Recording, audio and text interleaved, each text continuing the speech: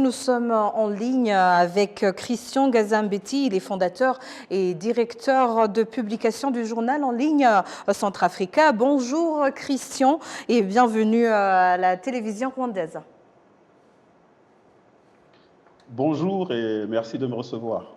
Alors Christian, vous êtes ancien diplomate centrafricain, consultant en communication dans plusieurs pays de l'Afrique centrale, connaisseur justement de la région de l'Afrique centrale. Pour commencer, comment comprendre un tel retournement de la situation au Gabon, étant donné que les résultats ont été annoncés, que le président Ali Bongo a été annoncé vainqueur? Mais tout d'abord, je voudrais commencer par dire que c'est dommage, c'est triste qu'on en arrive là, c'est-à-dire que aujourd'hui, non seulement le Gabon, mais l'Afrique fait un pas en arrière en matière de démocratie, parce qu'on n'avait pas besoin d'un coup d'État en plus. Mais pour en revenir à votre question, pour dire comment comprendre ton arrivée là, c'était prévisible, hein, c'était prévisible. Comme le disait notre collègue gabonais dans son intervention, il y avait déjà au Gabon des précédents. Notamment, je dirais pour moi, principalement, si on en arrive là aujourd'hui, c'est parce que c'est le résultat de plusieurs décennies de captation du pouvoir par une petite catégorie de personnes de la population au détriment du plus grand nombre. Et il y a des militaires qui ont profité de l'occasion, c'est-à-dire des résultats de l'élection qui allaient être annoncés, qui étaient déjà soupçonnés de trucage et de tricherie, pour pouvoir aujourd'hui prendre le pouvoir et le justifier par cette mauvaise gestion du pays, cette gabégie et cette mauvaise répartition des richesses. Alors justement, parlant de richesse, vous qui connaissez bien cette région, comment se positionne le Gabon dans cette région? Quels sont les défis majeurs auxquels est confronté ce pays? Ben déjà, le Gabon, si on parle déjà en termes de richesse, il faut savoir que c'est un grand producteur pétrolier dans la région de l'Afrique centrale. Et également, c'est un grand exportateur de bois et avec d'autres richesses. Mais notamment, vous avez ces principales richesses qui sont le pétrole et le bois. Et elles sont très mal redistribuées. Comme je disais, elles profitent à un certain clan et non à la grande majorité de la population.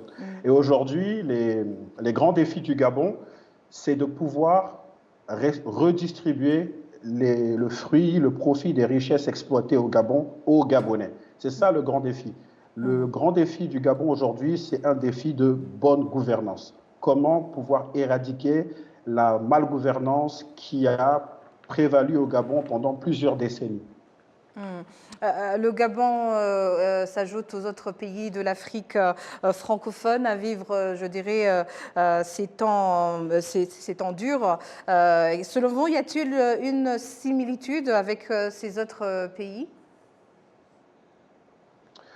La seule similitude qu'il peut y avoir, c'est le fait que, je venais de le dire tantôt, c'est par rapport à la mauvaise gouvernance.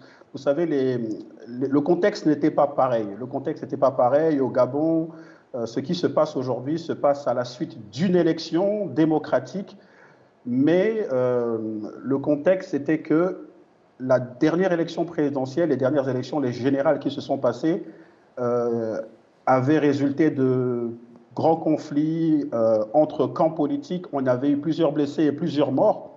Et je pense qu'il y a plusieurs Gabonais, notamment dont ces militaires, qui ne voulaient pas qu'on arrive à une telle situation, parce que ce qui avait fait que cette situation arrive la dernière fois, c'était également des élections truquées. Et comme ces élections étaient déjà soupçonnées de trucage, on allait forcément à un affrontement entre les deux camps, c'est-à-dire l'opposition et le pouvoir en place, et on pouvait tomber, chavirer dans une guerre civile. Et il fallait l'éviter. Maintenant, est-ce que pour l'éviter, la solution, c'était le coup d'État? Ça, c'est une question, il faudrait la poser aux putschistes. Ce n'est pas à moi. Pour moi, je le déplore. Ouais, alors en parlant de putsch, de coup d'État, il y a une tentative en 2019 au Gabon même, mais qui a été refoulée. Quel a été, je dirais, le moment clé pour avoir réussi ce coup d'État?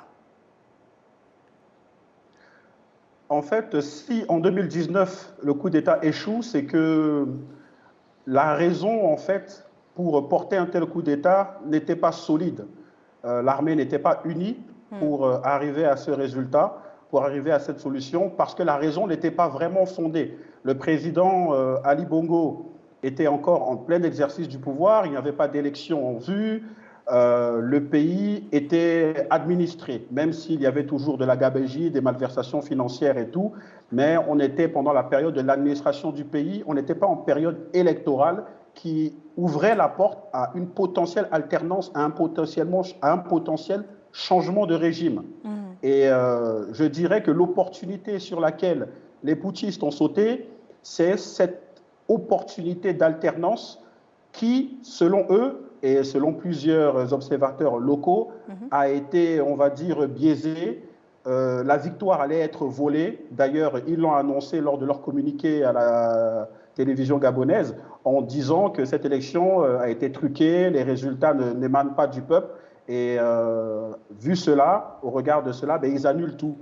Donc, en fait, ils ont profité de ce moment d'alternance. Et là, une grande partie de la population, notamment, va se rallier, c'est déjà même rallié, parce que tout le monde espérait, quand je dis tout le monde, une grande majorité espérait une certaine alternance, voire dire que la vérité des urnes soit publiée, ce qui n'était visiblement pas le cas, d'où ce putsch.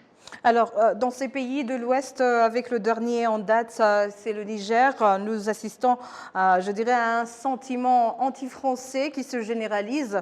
Peut-on s'attendre à la même chose avec le Gabon? Je ne dirais pas, pour ma part, qu'il y a un sentiment anti-français qui se généralise. Vous savez, il y a beaucoup de manipulations suite à des putschs. Il y a beaucoup de manipulations au niveau de la population afin de montrer à la communauté internationale que les populations locales, les autochtones, soutiennent le putsch. Donc, on brandit certains drapeaux, on scande certains idéaux, mais je ne pense pas que ce soit le sentiment de la grande majorité de ces populations. Je dirais beaucoup plus qu'il y a un rejet de la politique africaine de la France dans ces pays, là où on a une partie de la population qui semble être, on va dire, anti-française, mais ce qui n'est pas le cas. C'est beaucoup plus un rejet de la diplomatie française en Afrique, de la politique française en Afrique, voyons voir même de la politique de l'Occident. Maintenant, au Gabon, est-ce que on peut voir un tel ressentiment surgir? Je doute que cela ne se fasse voir parce que le Gabon et la République française, la République du Gabon et la France sont extrêmement liés depuis très fort longtemps.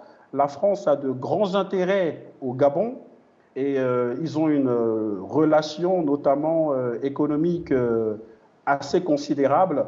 Je ne pense pas que nous allons assister dans les prochaines semaines à des manifestations à caractère anti-français, à des manifestations avec des drapeaux russes qui appelleraient la Russie à l'aide. Non, je ne pense pas, parce que déjà, on a vu que lors de ce putsch qui vient d'arriver, les différentes scènes de liesse de la population gabonaise, on n'a pas vu des drapeaux de pays occidentaux être arborés, on n'a pas entendu des slogans anti-Occident, anti-français être scandés. Je ne pense pas qu'on va y assister dans les prochaines semaines. Alors, Christian Gazambetti, je rappelle que vous êtes fondateur et directeur de publication du journal en ligne Centrafrica. Merci pour cet éclairage. C'est moi qui vous remercie.